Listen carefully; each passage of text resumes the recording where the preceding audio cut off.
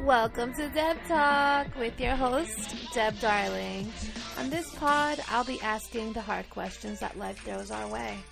What some are scared to talk about and others wish they did.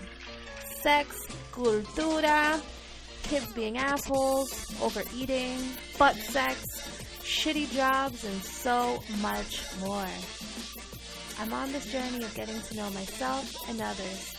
So come join me!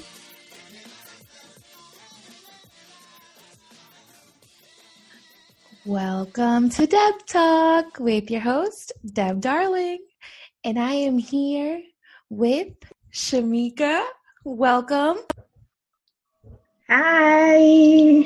Hello. So tell the people who you are, what you do, your background, and all that good stuff. Hi.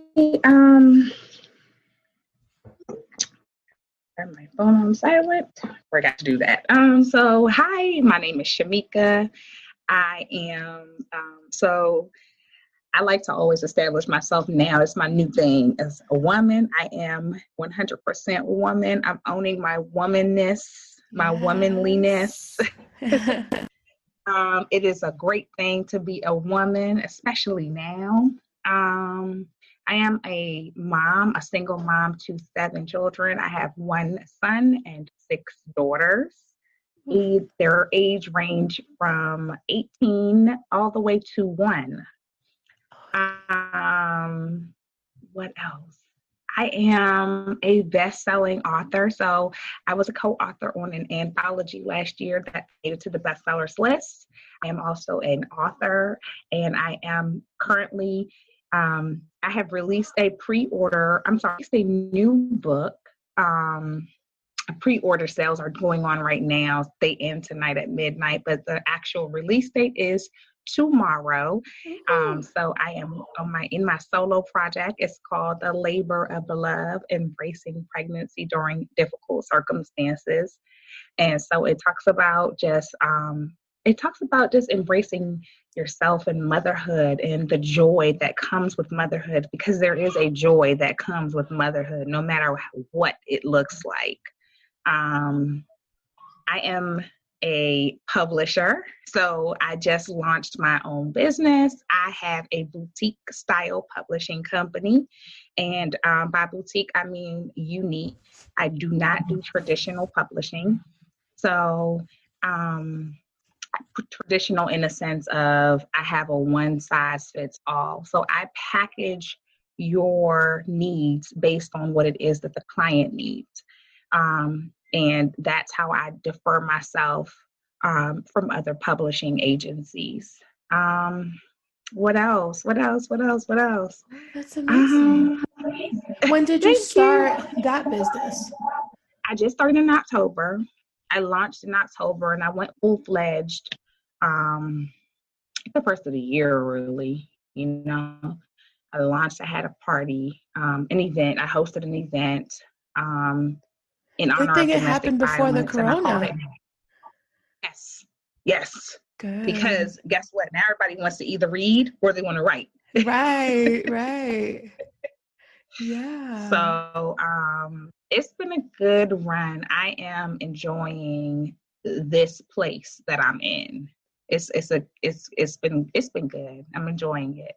That's exciting. And you have like all these little ladies and gentlemen that's looking up to you like, my mama's doing it with 7. I'm going to be able to do it. They have no excuse not to do it. That's amazing. Thank you. Amazing. And I'm definitely going to get that book because I have a daughter that's 3 and I have 1 on the way. And I definitely embrace pregnancy. Congratulations. Thank you. I'm ready. Well, I don't know how ready I am because 1 is a lot. I can only imagine with another, but I can't imagine 7. I just can't. I can't do it. Some days neither can I. Were they all planned? No, none of them were actually. Oh, wow. That's awesome. They were not. I think with with every pregnancy, it was different, like just different with where I was, different with how I was going to handle, the situation. I've always been hardworking. So I've always been like, it's been easy for me. It's easy for me to get up and go to work, and make some money and bring it home and take care of home. But kids, essentially, that's the least of their needs, is a provisional need. They need emotional support. They need a sense of security. They need consistency.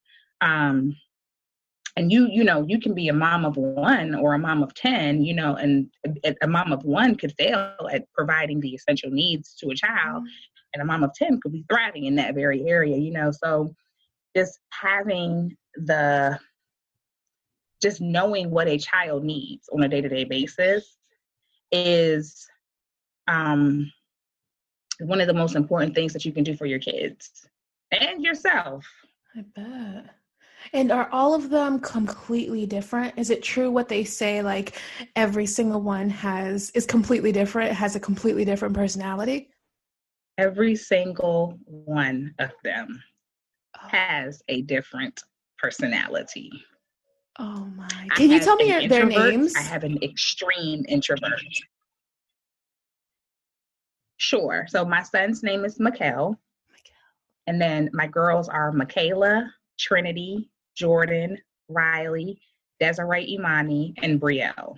Oh, beautiful names. Thank you. Oh my. And they're all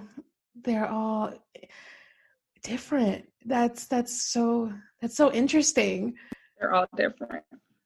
Oh my. Yeah. Is there anyone that's like extra wild? Yeah, it is. It's depending on the day.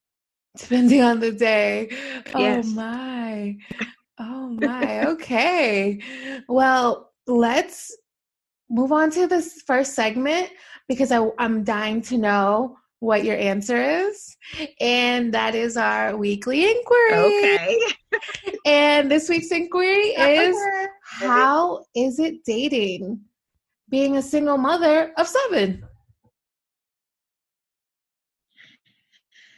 It's quiet. I think I will say this, for the things that I used to look for, I've kind of I've readjusted that list. And I don't think that those things are as important to me as they once were. So if I want to date a guy, then what I'm aiming for is marriage. I'm not aiming for a short-term relationship or a passerby to just come, when he feels like it. I'm not aiming for those things. I'm aiming for longevity. Mm-hmm. And I'm aiming for commitment. So the problem hasn't been the children, because I think people adjust to children because kids are going to be who they are.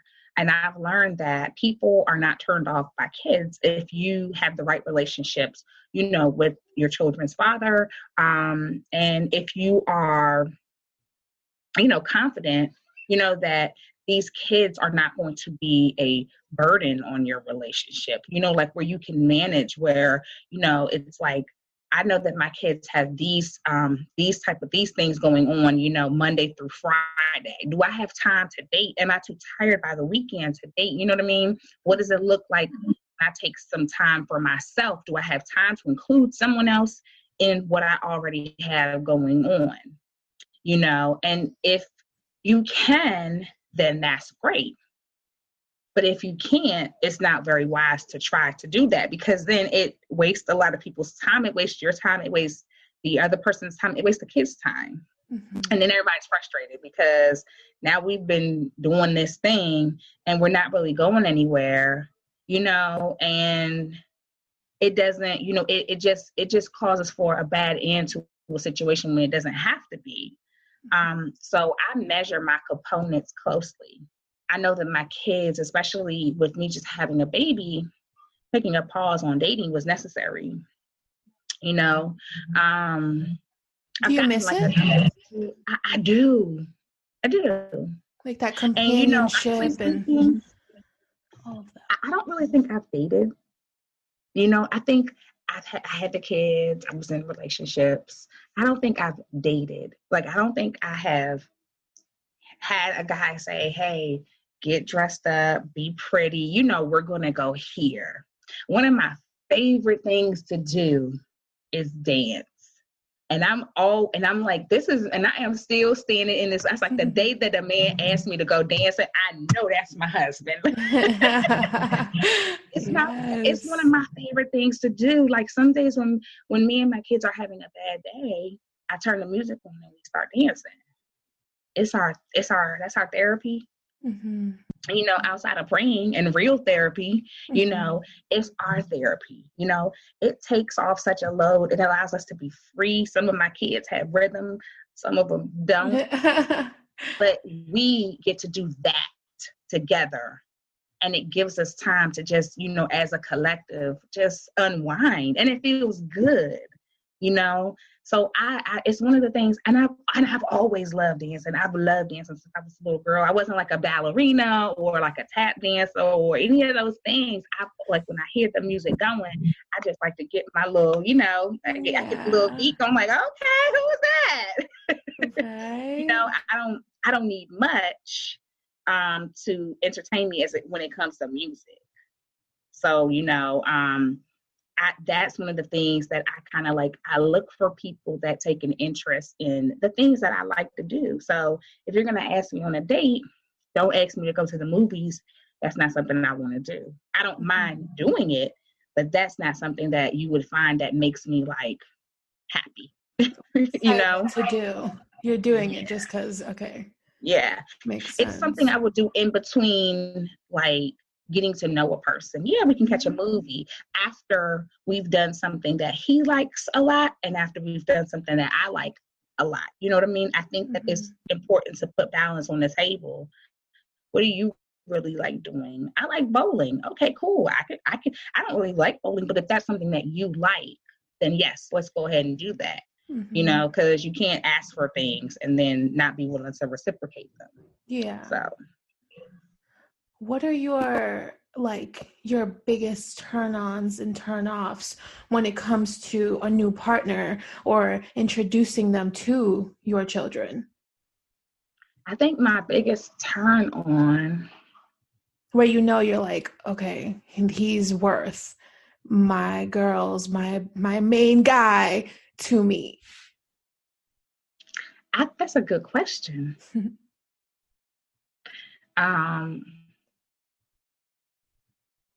What perspective? Like, physically, spiritually, emotionally, what should I be looking at? Personality, spiritually, definitely not physically, because beauty's in the eye of the beholder. So maybe what you think is attractive, your kids are going to be like, Ma, like, for real, are you serious? But like, he might be the dopest and funniest guy. So that's true. Yeah, that way. So, right. Plus, you know, I think physical, there's always that one thing that attracts people, which is what makes you look, what makes you say hi, you know. But to me, it's the smile. I like nice smiles. I look at a smile, I'm like, ooh. Yeah, I like nice smiles and I like big arms. I like big hands. If you have small hands, I have small hands. So if I see a man with a small hand, I'm like, what are you going to do to me? I'm a big girl. I need some big hands to grab me up. And if you can't, bye. Like, bye, I can't. And I'm a little person, but I still need big hands. I bet. But, so spiritually, definitely has to be spiritually grounded. A man of faith, walking in it, applying it to his life. So, you know, I'm a Christian woman and I serve in ministry. I teach my children, you know, to read their Bible, to pray, to fellowship with others, to treat people kindly. These are things that I implement in my home. So you can't come and go against that. Yeah, so that makes sense. That is first and foremost. And then emotionally, someone that's not going to beat me up, because I am sensitive. I don't know that that's going to go away. You know, I am sensitive, not sensitive and aggressive, like I'll fight you on everything that you don't agree with me.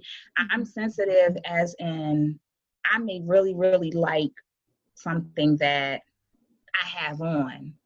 And I may have, worn it for you, like a dress, like a nice dress or just a nice outfit or something, got my hair done in some type of way that I thought you might like. And then for you to say, oh, I don't like it, I might get sensitive to that, not that you're saying I'm ugly or, it's just you don't like it. But, understanding that I do carry that emotion, that I am sensitive and that you're not going to beat me up because sometimes I cry, I might cry when I'm watching a good movie, like, did you catch that, I feel that. I'm a crybaby, so I get that completely. So yeah, I need to know that you're okay with that. What else? Is that one of your love languages? Words of affirmation? Yes, it is.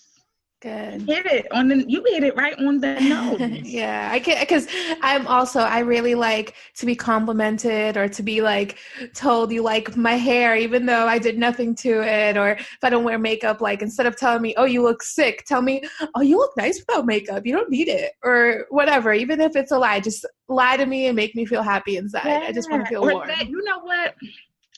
Because I'm a mom and I have like a big family, I don't like when people be like, oh, girl, you look tired.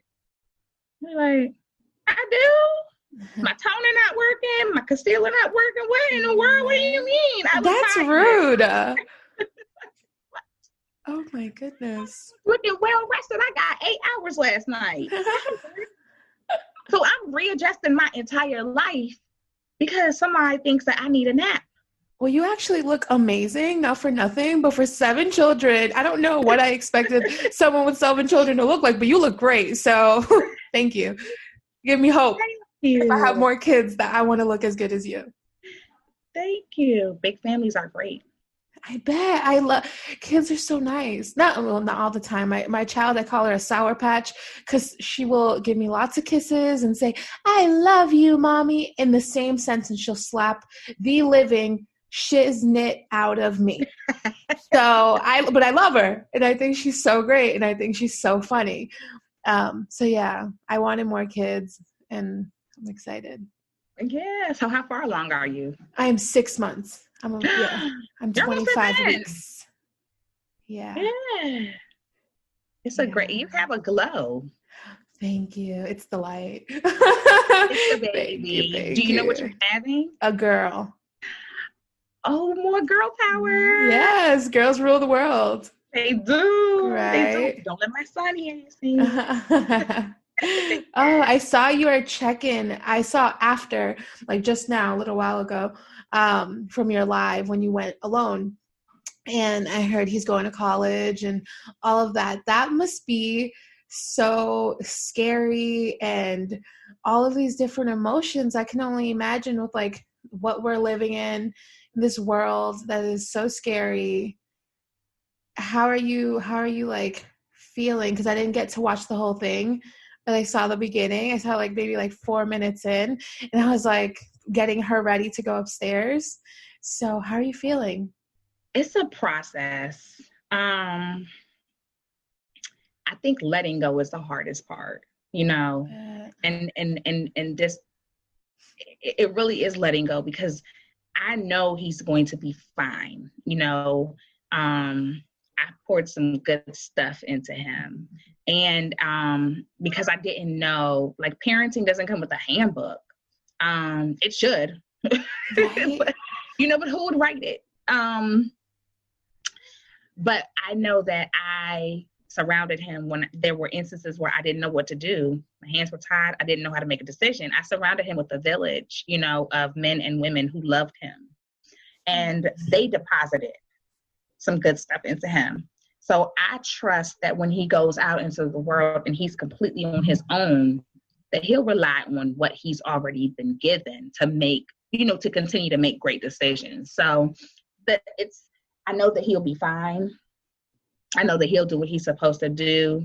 I'm not worried about that. It's just me. It's just me letting go. It's like, oh my goodness, I am because somebody told me Or once they start going to college, they just start rolling. You know what I mean? It's like, boom, there goes one, then boom, there goes another. And it feels like that. You know, it does feel like that. It feels like I'm waking up and then every day it's like I'm looking at one of my kids and it's like, gosh, she didn't look like that yesterday. You know what I mean? Like, you know, so it is a letting go mission. And I know I'm probably going to boo-hoo cry because, you know, he's a little boy. He's my firstborn. I'm so proud of him. But I do trust him because I know what I've given him. Yeah. Is he going to school nearby or is he going somewhere? Yeah, he's going to be close enough. So we're in Maryland. He'll be in Virginia, in Richmond at Virginia Union. Mm-hmm. Yeah, so he won't be far. He'll be far enough, but not that far. Nice, where you can still kind of see him if need be. Where I can still see him. Yes, right? I don't know. I always think, I mean, she's only, my daughter's only 3, but I think every day, like, what am I going to do when she goes to high school? When she went to daycare, she was so ready to just go. She walked in, bye, Mom, and just left. And I was just outside of the door crying because she was so okay. And I'm like, how am I going to react when she goes to high school or middle school or college when she decides to, hey, Mom, I'm going halfway across the world. Like, I'm going to just thinking about it, even though it's in like so many years, it still feels like it's tomorrow.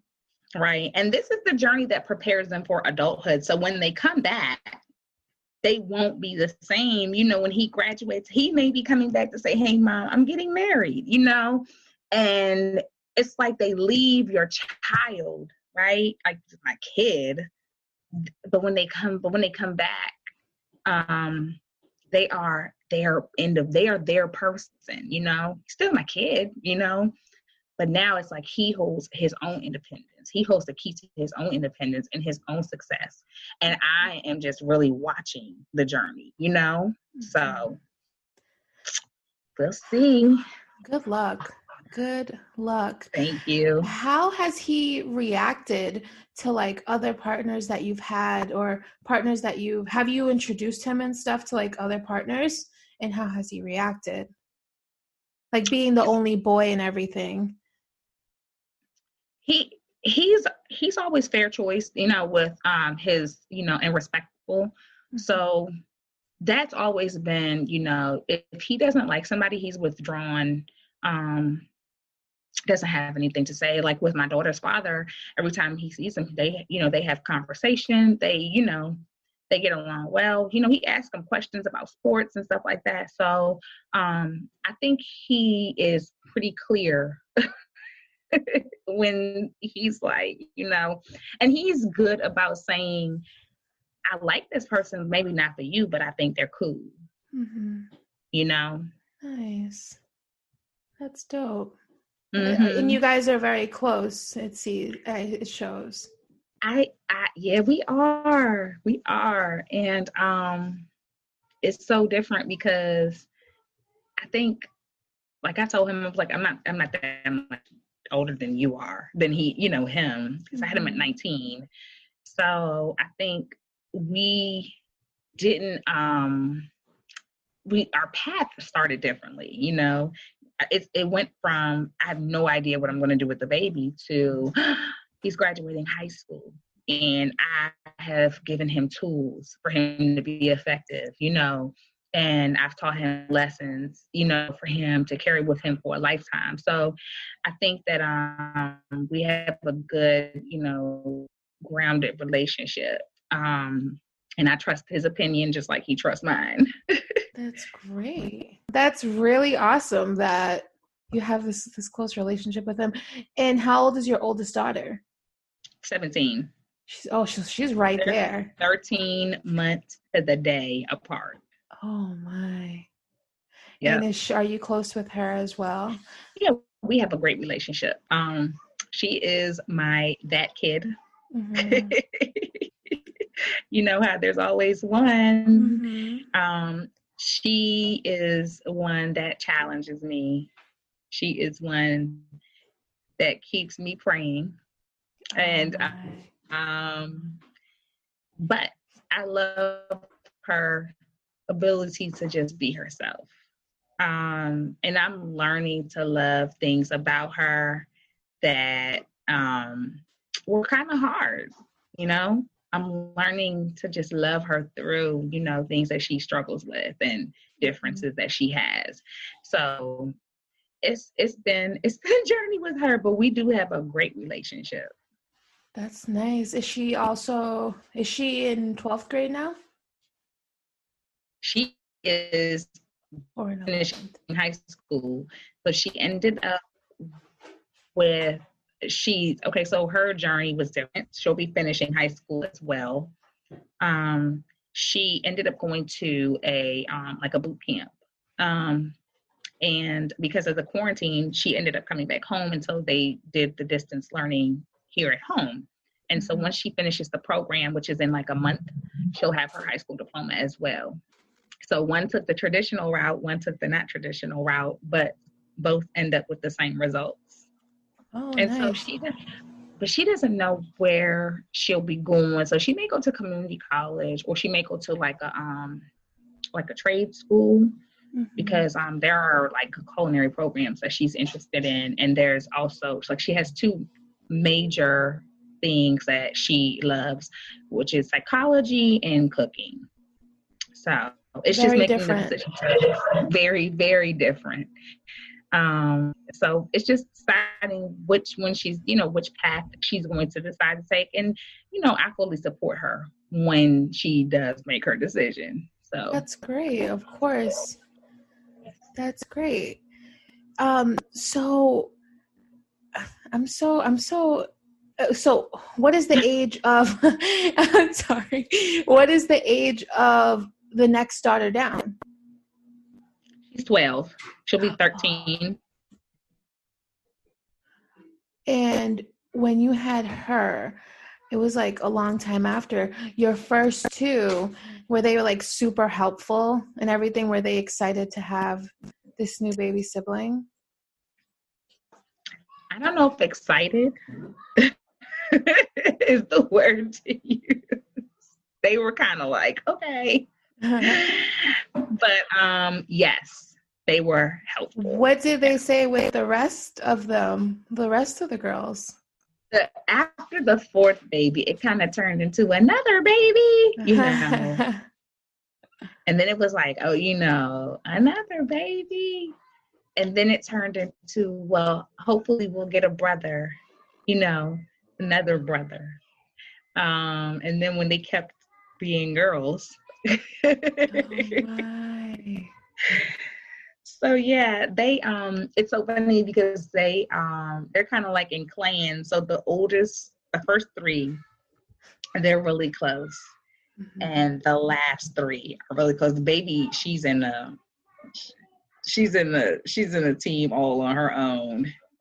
And so she's just everybody's like real live baby doll. But the first three, and then the second set of three, they have like their own little cliques, So I have the big three, and then I have the last three, and I call the last three Alvin and the Chipmunks. That's funny. Because they act just like them, and I'm Dave.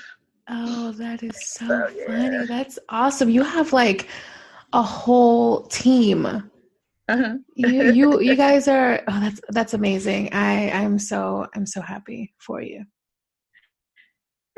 Thank you. Yes. So we're going to transition into the weekly shenanigans. Yeah. So what is it that you have encountered this week? For me, it was the fact that it snowed and it's May and it's been freezing in Boston. And just a few days ago, it was like 70, almost 80. And then today we woke up to snow and wind and all sorts of really crappy weather. And I'm ready for it to be full-blown summer, but I'm moving in about a week and a half, so hopefully I don't see snow ever again in my life.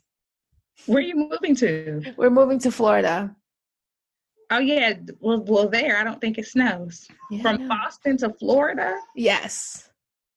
That's a major move. It is. And we're driving. So I'm too scared with everything going on. We were going to fly. We had our tickets bought and everything. But with That's everything true. going on, I'm scared because the 3-year-old, she still licks everything. And she likes putting her hands in her mouth. And I was just like, Do no, I do that. can't. Yeah, they do the licking. Because my 1-year-old, she definitely likes to taste everything. Mm-hmm. So Yeah. there's that. What about you? What was your weekly shenanigans encounter? Weekly shenanigans, man. What weren't they? So I'm a self-employed healthcare worker and I do paramed exams. So if you apply for life insurance, I'm the person that comes out and does I do the medical exam. And so I spoke to this lady and I, was doing her exam. I spoke to her over the phone. We set up everything.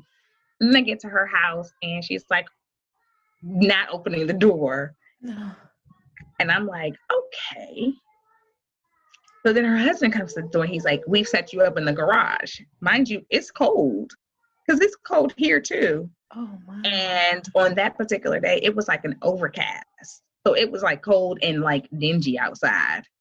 And so I just said to myself, a part of me was like, I work for myself. And because I didn't have like a proper, you know what I mean? Like you didn't tell me, hey, would be in the garage, because then I would have probably either owed someone else. I would have assigned it to another examiner, or I would have just said, hey, we can schedule you out at a later date if you're not comfortable with anybody coming into your home. But I wear a light jacket because it makes it easier for me to move, move around in. And so, of course, I'm in this garage. It's cold. The lighting is not as good. And she's cold. So now she wants to close the garage and the little light that we were getting from outside. And I'm like, the lighting is going to get worse if you close the garage door. So, and a part of me wanted to say, you made this decision, like customer service. And so I hurried up and I did it. But when I left, I had like a feeling of just like, people, man. I was slightly irritated. And that was like, I was just like, oh my gosh, why? So when I drove off, I was just like, you know what? I am going to make sure that when I talk to people, that it's clearly indicated where we are going to be conducting this exam, because if this happens again, I'm just going to go absolutely crazy. I bet. Oh, that's annoying. Yeah. Well, yeah. Then we can move on to the weekly check-in. What is a current topic that you have seen on the social media or on TV or on the news, or anything that you found really interesting, inspiring, that you want to let me know or tell the people? I think current news, probably, man. I can go first and then you can think about it. Yeah. So I've been watching, do you watch Netflix? Like, are you watching? Yeah, I do. Yeah. Have you seen, I know, right? Who doesn't watch Netflix? That was a silly question. Have you seen the Too Hot to Handle show? No, I haven't. I haven't seen that, and I haven't seen Becoming. I haven't seen either of those yet. You need to watch Becoming. It is actually the best show that I've seen in a really long time. So inspiring. And yeah, wait, is it Becoming? I don't think I'm thinking about the same thing. I'm not thinking about Becoming. I'm thinking about, is it which one's Becoming? With Michelle Obama. Nope. That's not the one I'm thinking about. I'm thinking about, her first name is Sarah. How am I forgetting right now? I can't. I'm drawing a blank right now, but it wasn't Becoming. I want to see that though. I want to see it too. I said I was going to watch it tomorrow. I probably in honor of Mother's Day. Right. I'm going to see it. I'm going to see it probably this week. Tomorrow, I don't know what I'm in the process of watching The Walking Dead. So I really want to finish that. But no, this show, Too Hot to Handle, it is kind of crazy. It's 10 people that move into this house, and supposedly they're the hottest people on earth and all this stuff. Yeah. I mean, again, like I said earlier, beauty is in the eye of the beholder. Because to me, I was like, y'all are bugging. Like, these are not the hottest people on earth. Like, no, they're okay. They're decent. I mean, whatever. They have nice bodies, I guess. But like, I don't like that, but whatever. So they're in this house and there's a cash prize for $100,000. But the twist is, all these hot people, like the first 24 hours or 48 hours, they just get to know each other. They don't tell them that there's a cash prize, and they're hooking up and like getting with the people that they're interested in. And then 48 hours later, this machine speaks and tells them, hey, this is actually a game show, and if you guys hook up, you guys will lose the cash prize of $100,000. So for every single thing that you do, money gets deducted. And at this point, people have established their relationships and all sorts of stuff. So they start losing money, of course. It's $3,000 off for kissing, $20,000 off for having sex, $6,000 for doing canoodling under the sheets. And I think I don't know how much it was for like heavy petting or something like that. But do you think that you'd be able to be on that show and like handle not being able to do anything with the hottest person on earth, or at least the hottest person to you, because not them? Yeah, I think I would survive. The hottest person on earth. Yeah, I think I'd survive. My like, what I want has changed. It's been clear that sex gets me babies. So it's clear that sex got me babies. I feel that. So so I'm okay with, letting that just laying that down by the wayside, just chilling, like getting to know a person, and just getting more intentional about having a different type of relationship outside of physical. I think I would be able to. The other person, because clearly if I'm on that show, I'm too hot to handle too, right? Right. So now I don't know how they're going to be able to handle, being around all this. Right. Yeah, I don't know if I could. I'm really weak. I get too weak in the knees. I'm like, oh gosh, you're too hot. Oh God, come here. Like, I'd lose all the money for everyone. It would suck. Everyone would hate me. They'd be like, go home, Deborah. I'd be like, no, I can't. He's hot. Yeah, no, I'd be a weak link. So what is your weekly check-in? You had some sad thing? My weekly check-in,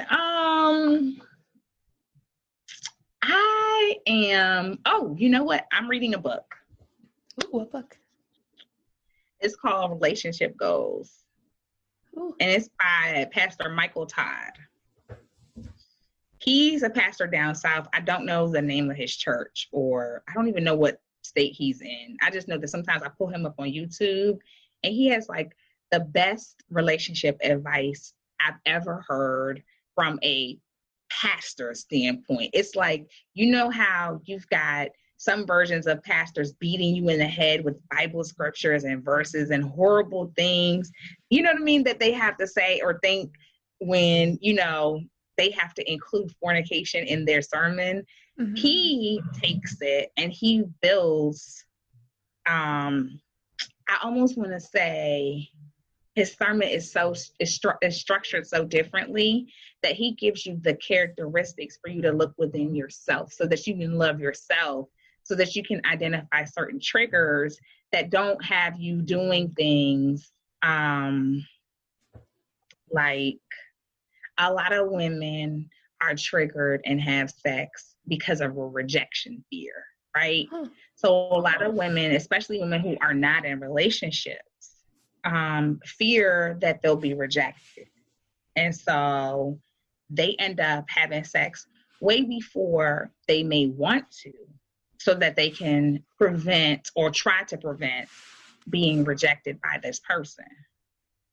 You know, and his sermons, what I've listened to is him giving women not just the advice, but a real perspective of why they should love themselves, so that they don't find themselves being as triggered, so that they don't find themselves being in vulnerable situations, you know, and that it won't cost them making a decision that, a decision that they would end up being regretful about, in the future.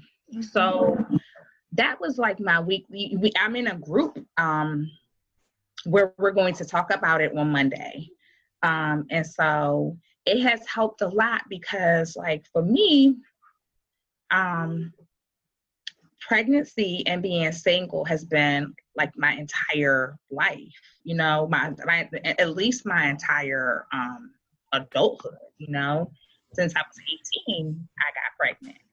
So now I'm 30. How old am I? I'm 37. I'll be 38 in July. And I see things a lot differently. And I pay attention to a lot of different things, and I think that if a guy can't even at least put a commitment on the table, I don't feel like I can have sex with you. You know what I mean? Sense, yeah. That's the least, because what I'm doing is, I'm abstaining and, I'm minding the way that I interact with men. Until marriage, So now it's very different, it's very different for me, having different accountability. It's scary, it's very unsure, and it's also new, like I didn't at the first of the year come in and say, you know what, I'm not going to do this. You're talking about, very recently making this decision of saying, let me hold back on this, because this has been the thing that has gotten me the most long-term effects. So as a result of having sex, I've had to be a parent times 7, and I'm a single parent. So let's hold back on this and see what a relationship looks like. Let's hold back on this and see how you interact with a man. Let's hold back on this and see how a man interacts with you. You understand? Because there's no longer a blurred message on the table, and it also puts them in a position to have to work harder, and it also puts them in a position to have to be a lot more respectful, and so I want something completely different because I've already done all the other stuff before. Mm-hmm. I bet. That's my weekly check-in. It was long, but that's what it was. Well, that's awesome. I'm so scared too. So the father of my daughter and I aren't together. We live together right now, but we're not together anymore. Mm-hmm. So my biggest fear is starting to even think about dating, or not, especially right now. I'm not thinking about that, but it definitely comes to mind sometimes because I like being in a relationship. I enjoy that. I like talking. I like you being my friend and me being able to tell you everything and just knowing how you are all the time. So I'm going to check out that book. That's for sure. Just because I want to love myself, because I was talking to him the other day and I'm like, for 4 years, I let myself kind of go, not only physically, but emotionally, spiritually, every single way that you could possibly think of. I let myself go, and I lost friends along the way and all of that. And I'm like, I just needed to learn myself, love myself, to be able to love somebody else. And that book sounds like something about to check good. Out. And I'll share this with you.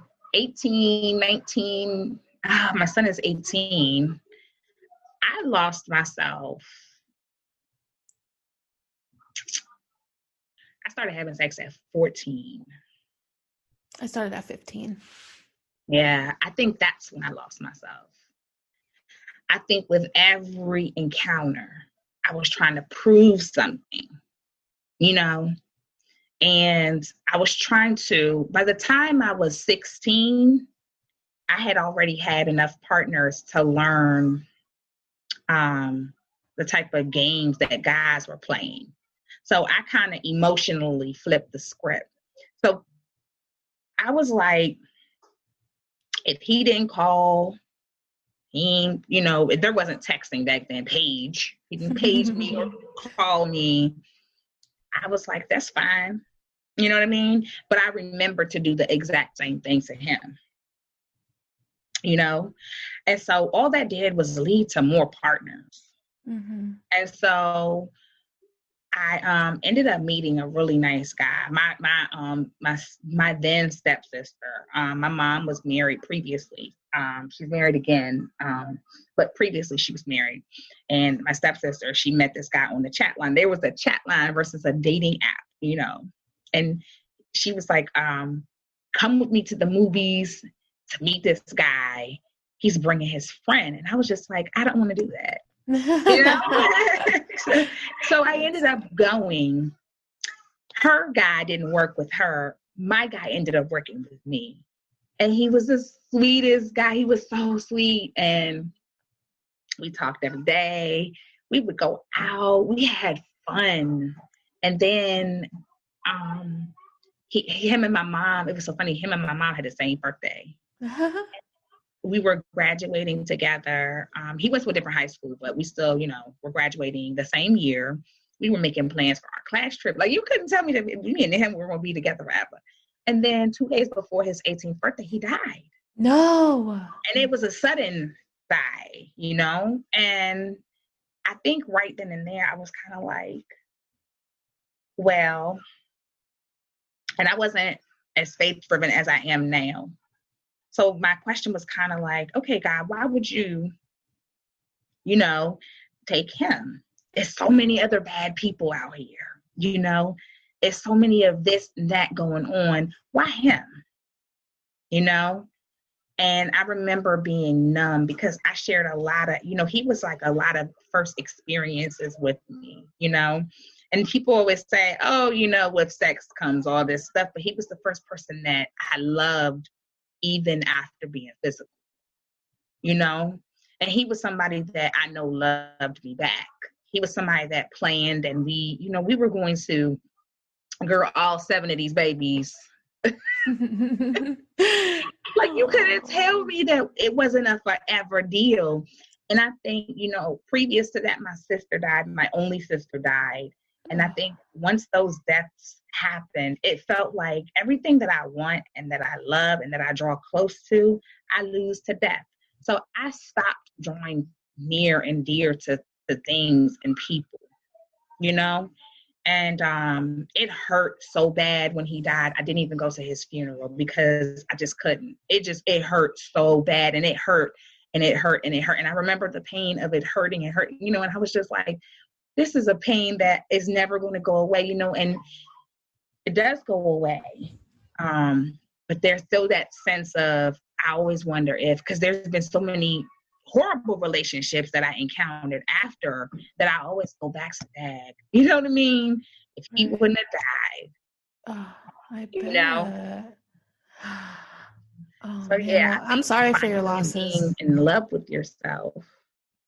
Like, I'm learning the in love, like I'm in love with me, the self-identity of embracing who I am, and who I was called to be, which the first thing is woman. The second thing is mother, and that's really what prompted me to write the book. Like, I am a woman and I've been called to be a mother.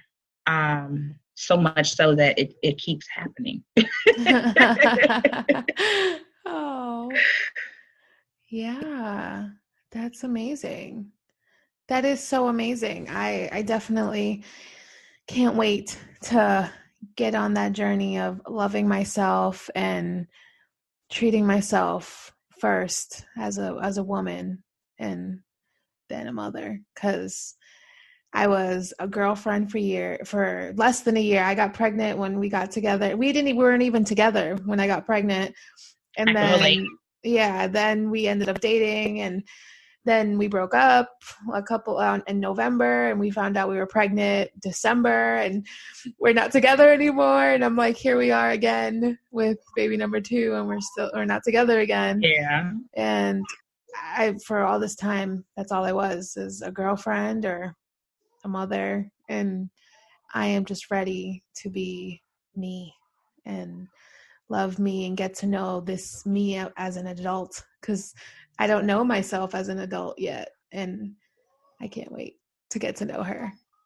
And I'm going to get your book and the other book, and I'm about to better myself thanks to you. Well, you know what? And I'm gonna even flip that around. You're gonna better yourself because of you. You know, you deserve, like, seriously, when you were created, the calling was already there. The gift was already there. The children were already there. That was already planned. The only person that was surprised that it happened to was you, because God already knew it was happening. You know? I think the biggest gift that you can give yourself, I'm still learning this, is looking in the mirror and being good with who you see. You know, like, I look at my stomach and I'm like, shh, these kids pull my stomach up. You know, or I'll look at, stretch marks, and I'm like, stretch marks on my hips or my legs. I'm like, oh man, you know what I mean? I was not good with looking in the mirror and being like, I'm good. You know what I mean? Mm-hmm. I'm good. I like her. I am now learning. Sometimes I avoided the mirror. Avoiding mirrors is not good, because I would forget earrings, stuff you need. Now when I look in the mirror, I tell myself, if I don't like my stomach, I'm like, okay, girl, so we're going to do 20 crunches a day, see what that looks like in a week or two, and maybe we'll up it. Maybe we will not do 20 crunches. Maybe we'll become okay with the stomach, because crunches hurt. So, but I get to make that decision, but looking in the mirror, just looking in the mirror and being okay with who you are from head to toe, from the top of the head to the sole of your feet, looking at that person. Because when you don't love that person, when you can't love that person, it is impossible to impart love on anything else. Oh, you can, amen. You can try, but the love becomes conditioned, and to offer someone unconditional love, you gotta have it inside of you. And that's something that I had to learn. That's something that's priceless, and that's something that no one else can give you but yourself. Oh, yes. I'm ready. I feel it. You say those words, I'm like, how am I going to start loving myself? How am I going to do this? I got to look in the mirror and really beautiful. Oh, thanks. You are so beautiful. Thank you. I try. I try. But I mean, and you're naturally beautiful. Like, you don't have to do anything to be your beautiful self. And that could be your affirmation. I don't have to do anything to be beautiful, because I already am. I woke up this. I woke up this way. Right? Well, let's not even the last segment. Well, it's the last segment, but I have yet to get any emails from anybody. So send in your stories, your questions, anything, send it to me, because I will respond on the podcast to deb.talk@gmail.com, deb.talk@gmail.com. And please remember to subscribe and comment and do all that fun stuff anywhere you listen to podcasts.